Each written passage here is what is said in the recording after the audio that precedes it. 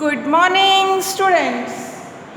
Today we are going to start with the chapter atoms and molecules.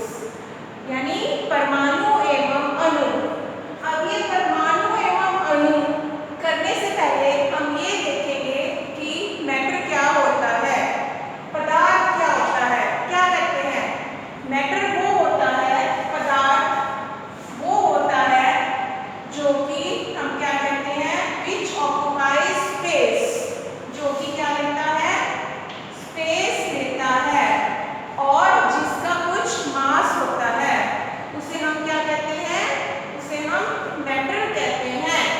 तो ये हमारा matter है. अब हम आते हैं एटम्स पे. एटम्स क्या होते हैं? एटम्स जब मिलते हैं तो क्या बनते हैं, मॉलिक्यूल्स. परमाणु जब मिलते हैं तो क्या बनते हैं, अणु. और जब अणु मिलते हैं तो क्या बनता है, पदार्थ. ये जो मैटर होता है ये बहुत ही छोटे छोटे छोटे पार्टिकल्स से मिलकर बनता है, जिन्हें हम कहते हैं एटम्स. क्या कहते हैं, एटम्स कहते हैं. अब ये जो एटम्स हैं, एटम्स को हम फर्दर ब्रेक नहीं कर सकते छोटे छोटे पार्टिकल्स में. ये एक फिक्स सबसे स्मॉल जो होते हैं पार्टिकल्स होते हैं, पर इनके अंदर इलेक्ट्रॉन्स, प्रोटॉन्स और न्यूट्रॉन्स होते हैं. इनके अंदर क्या होते हैं, इलेक्ट्रॉन्स, प्रोटॉन्स और न्यूट्रॉन्स होते हैं. आगे हम स्टडी करेंगे लॉज ऑफ केमिकल कॉम्बिनेशन. क्या करेंगे, लॉज ऑफ केमिकल कॉम्बिनेशन, जिसको क्या बोलते हैं, रासायनिक संयोजन के नियम. रासायनिक संयोजन के नियम. आज हम करेंगे लॉज ऑफ केमिकल कॉम्बिनेशन. इसके अंदर हमारे पास दो लॉज आते हैं. एक आता है law of conservation of mass. क्या आता है पहला, law of conservation of mass. इसको बोलते हैं द्रव्यमान संरक्षण का नियम. क्या बोलते हैं, द्रव्यमान संरक्षण का नियम. अब इसके अंदर क्या बताया गया है, इसके अंदर ये बताया गया है कि जैसे कि हम दो चीजें मिलाते हैं, जैसे कि आपने कुछ भी मिलाया, कोई दो चीजें मिलाई, पानी में चीनी मिलाई, क्या पानी का लेवल बढ़ा? नहीं, पानी का लेवल नहीं बढ़ता. पर चीनी कहाँ चली गई? चीनी पानी के अंदर जो स्पेस थी उसके अंदर क्या हो गई, फिट हो गई. अब हम कहेंगे उसके मास में कुछ फर्क पड़ा, यानी कि उसके वेट में कुछ फर्क पड़ा. यस, उसके वेट में फर्क पड़ा. पानी का जो वेट था प्लस चीनी का जो वेट था, दोनों का वेट मिल करके टोटल वेट हमारे पास आ जाता है. इसको बोलते हैं हम law of conservation of mass, यानी कि द्रव्यमान संरक्षण का नियम.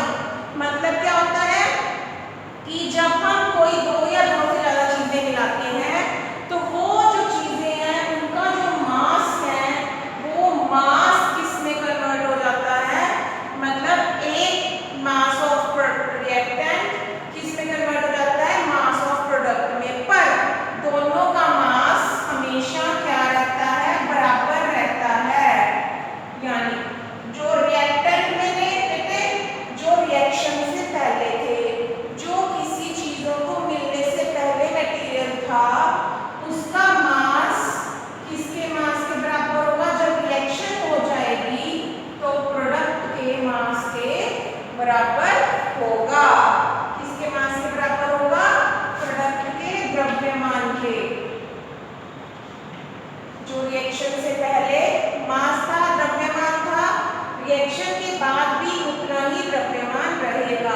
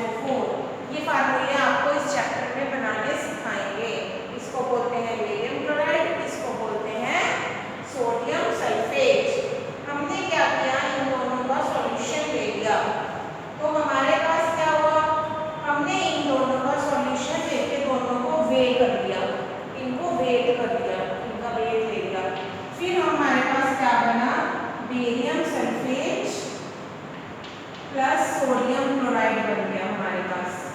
क्या बन गया? सोडियम क्लोराइड बन गया। जब हमने ये रिएक्शन जैसे की थी, मैं आपको एक बार बता देती हूँ, हमने ये रिएक्शन इस कोनिकल फ्लास्क में की थी।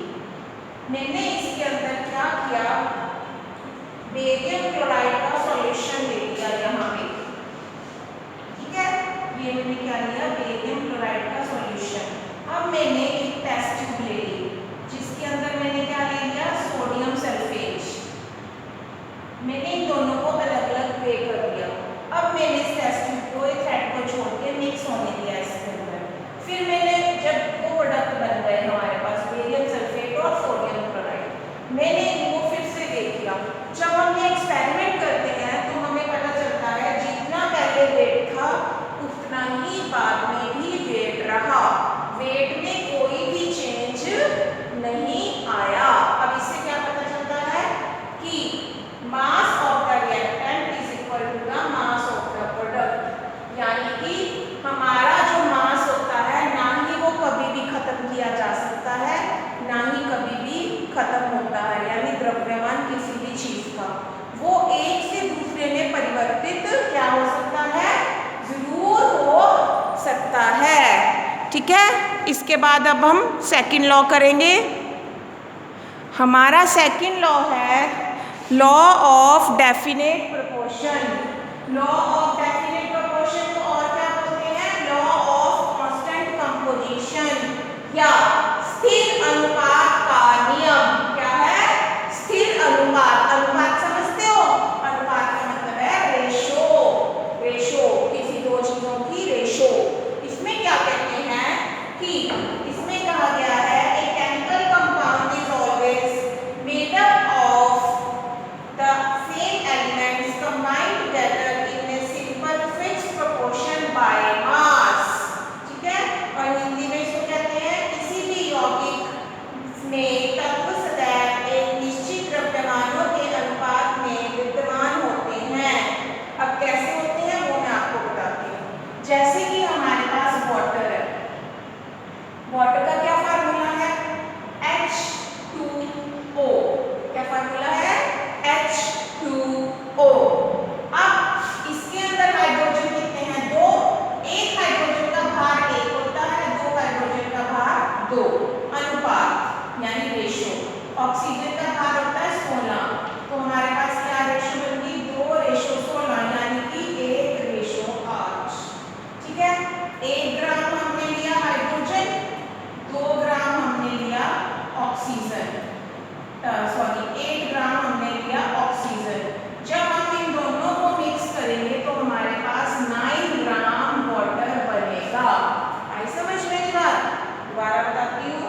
हमने इनका मास की रेशो ले ली, हाइड्रोजन का मास 2, ऑक्सीजन का मास 16, दोनों की जो रेशो ली हमने, उसके बाद हमारे पास क्या आ गई, 1:8 आ गई। इससे क्या पता चलता है 1 ग्राम हाइड्रोजन और 8 ग्राम ऑक्सीजन लेने से हमारे पास 9 ग्राम वाटर बनता है।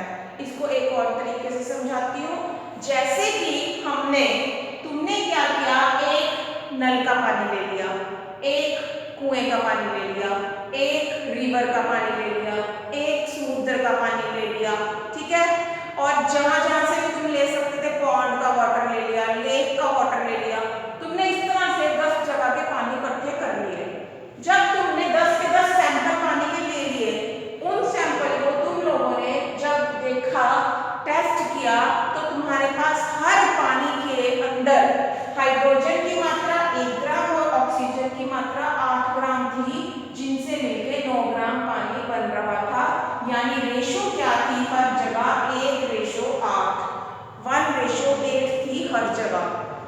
ऐसे ही हम कहेंगे कार्बन डाइऑक्साइड है, ठीक है। कार्बन का मास होता है 12 और ऑक्सीजन का होता है 16, ठीक है।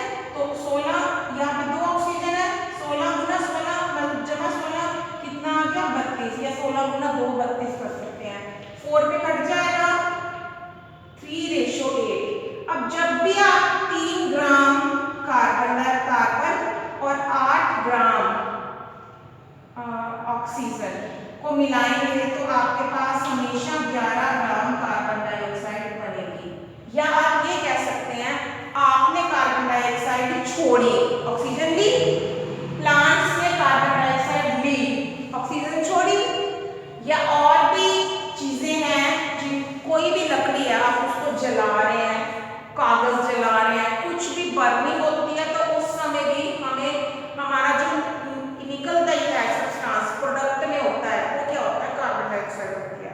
तो आपने 3-4 जगह से कार्बन डाइऑक्साइड कलेक्ट कर ली, सब जगह से कार्बन डाइऑक्साइड कलेक्ट करने के बाद आपने उसकी रेशियो देखी, तो आपके पास क्या रेशियो आई, 3:8, यानी कि कार्बन की हर जगह रेशियो कितनी थी कार्बन डाइऑक्साइड में, 3, और ऑक्सीजन की रेशियो हर जगह, मतलब ऑक्सीजन का था 8, तो 3:8 जो है, उनको दोनों को मिलकर क्या बनता है आपके पास, 11 ग्राम कार्बन डाइऑक्साइड। ठीक है, तो कार्बन डाइऑक्साइड 11 ग्राम। तो अब ये क्या कहता है, law of definite proportion, law of constant composition, यहाँ हम हिंदी में कहेंगे स्थिर अनुपात का नियम। तो ये क्या कहता है, ये कहता है कि कोई भी चीज ले लो, चाहे वो वाटर है, चाहे कार्बन डाइऑक्साइड है, चाहे ग्लूकोज है, चाहे कुछ भी ले लो आप, उन सबको जब आप किसी एक फिक्स रेशो में जोड़ेंगे तभी वो बनेगा। अब कभी भी ऐसा नहीं होगा कि 3.3 या 3.5 और 8 मिलकर कार्बन डाइऑक्साइड बना दें, कभी नहीं होगा। या 4 ग्राम कार्बन और 8 ग्राम ऑक्सीजन या 9 ग्राम ऑक्सीजन, अगर आप इस रेशो को चेंज करते हैं तो कभी कार्बन डाइऑक्साइड नहीं बनेगी, अगर आप इस रेशो को चेंज करते हैं तो कभी भी वाटर नहीं बनेगा। यानी कि जो प्रॉपर्टीज कार्बन डाइऑक्साइड और वाटर की होती हैं वो कभी भी नहीं होगी। अब इसके बाद हम चलते हैं न्यूमेरिकल्स की तरफ। तो हमारा पहला न्यूमेरिकल रहेगा, when 4.2 gram of sodium hydrogen carbonate is added to solution of hydrochloride weighing 10 gram. मतलब क्या है कि जब 4.2 ग्राम सोडियम हाइड्रोजन कार्बोनेट मिला, किसके साथ मिला, 10 ग्राम हाइड्रोक्लोरिक एसिड के साथ, ठीक है, तो हमारे पास क्या हुआ, 2.2 ग्राम कार्बन डाइऑक्साइड निकली उसमें से, ठीक है, और जो रेजिड्यू बचा ना वो कितना बचा, 12 ग्राम, रेजिड्यू जो बचा वो कितना बचा, 12 ग्राम, यानी कि सोडियम क्लोराइड और वाटर का मिक्सचर कितना बचा, 12 ग्राम। अब वो कह रहा है कि हमें ये बताना है, हमें ये शो करना है कि जो हमारा फर्स्ट लॉ था ना, law of conservation of mass, ये उस पे बेस करता है। तो हमारा लॉ क्या कहता है, मास ऑफ रिएक्टेंट, इसको हम लिखेंगे ऐसे, mass of reactant is equal to mass of product. ठीक है, अब मास ऑफ रिएक्टेंट में देखो क्या है, sodium hydrogen carbonate 4.2 gram plus hydrochloric acid 10 gram, okay, is equal to mass of product sodium chloride और वाटर का weight that is 12 gram plus carbon dioxide 2.2 gram, इनका टोटल कर लेंगे, देयर कम्स 14.2 ग्राम, यहाँ कितना आ गया, 14.2 ग्राम आ गया,